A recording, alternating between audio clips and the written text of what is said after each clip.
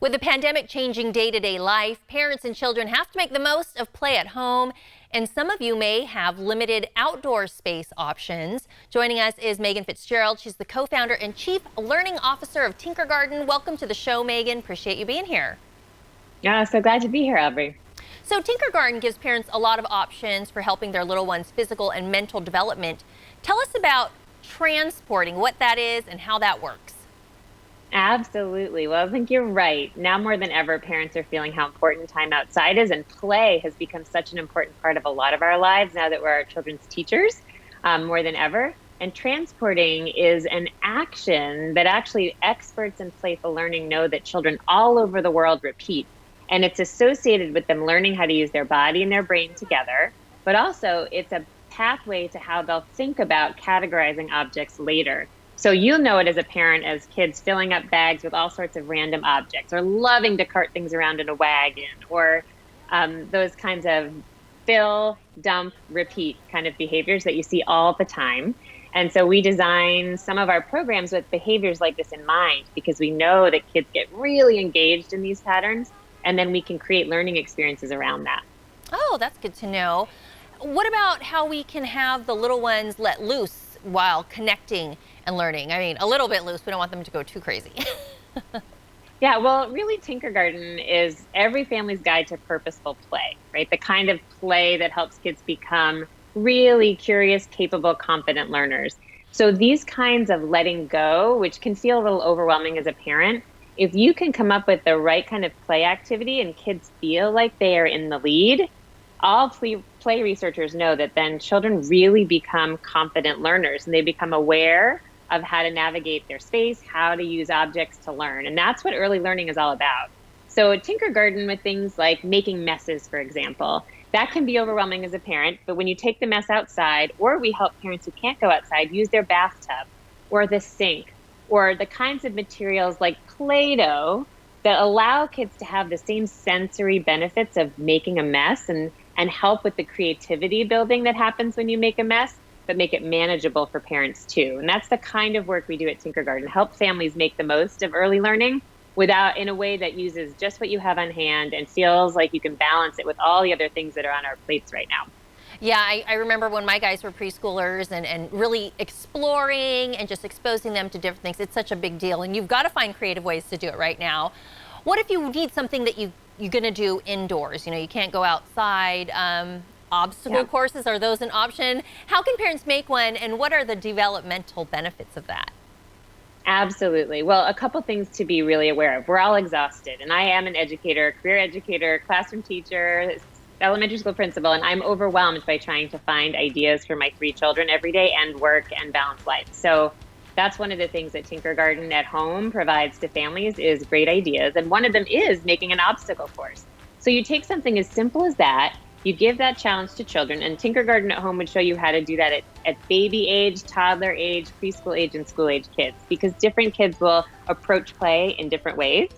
But you give them the objects that you have at home and just the right prompt for their age level, and kids will spend hours moving their bodies, being creative and solving. And that's good for children to be able to move, because kids' bodies need to move.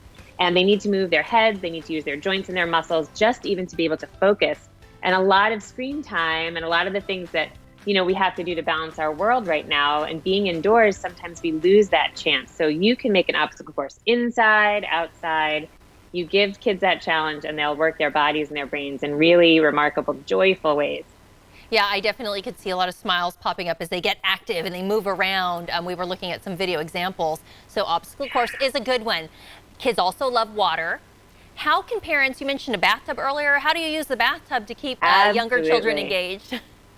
Sure. Well, one thing is, a lot of how you get children excited about play is just how you approach it.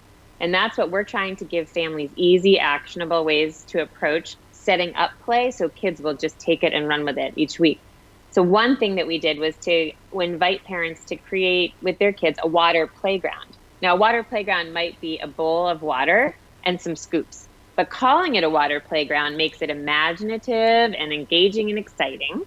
And if you are indoors, you really can't be outside, you likely have either a shower, or a bathtub, and you can make your water playground there so that kids have that kind of sensory freedom we were talking about that you get when you're outside without creating a colossal mess for you as a parent in your space, Right. which we can't afford that right now. We have so much to balance. So things that are easy and simple on the parent, but really powerful hooks for play for kids are what we're all about at Tinkergarten. And I get how you say you just change the name, what you're calling it. So you call it a water playground. All of a sudden it's like, woo, this is going to be fun. Speaking of playgrounds, the actual physical playgrounds at a lot of the parks have been closed, and not everybody even has access to one. What do the parents with fewer options need to do to get their kids involved in outdoor activities, or even just teach them about that with transforming? Absolutely. Well, there's a whole world of wonderful ways to hook kids in play. And I would encourage parents to find a source for great play ideas, really well researched, the kind that have the learning science baked in. That's what Tinkergarten at Home is a great example of. And so you have simple ideas that you can turn time either indoors or outdoors into the kind of play that kids naturally get when they're on a playground or with other kids in outdoor spaces. And we just can't do that safely yet. Another idea is to bring the outdoors inside if you're feeling that strain of not having enough outdoor time. For example, if you have a window, move the play table or the play space right next to the window. Kids will get natural light.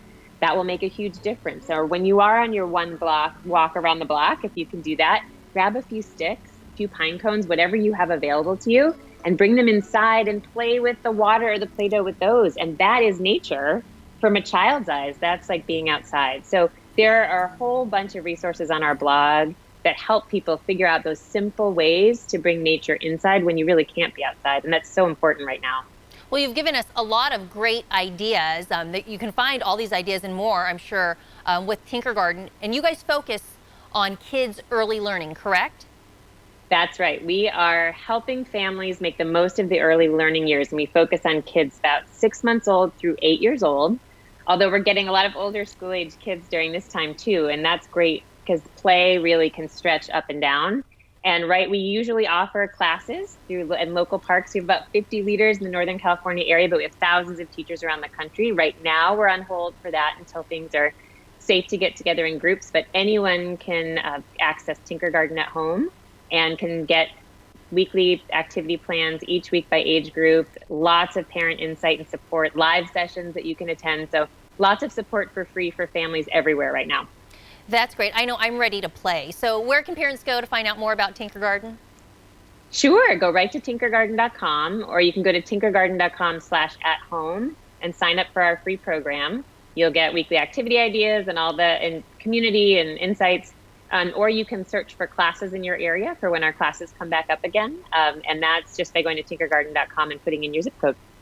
All right, Megan with Tinkergarten, thank you so much. Like I said, I'm ready to go home and play with my little guys. Appreciate you for being here. Oh, thanks for the time, and everybody just stay safe and keep playing. You too. This interview involves commercial content. The products and services featured appear as paid advertising.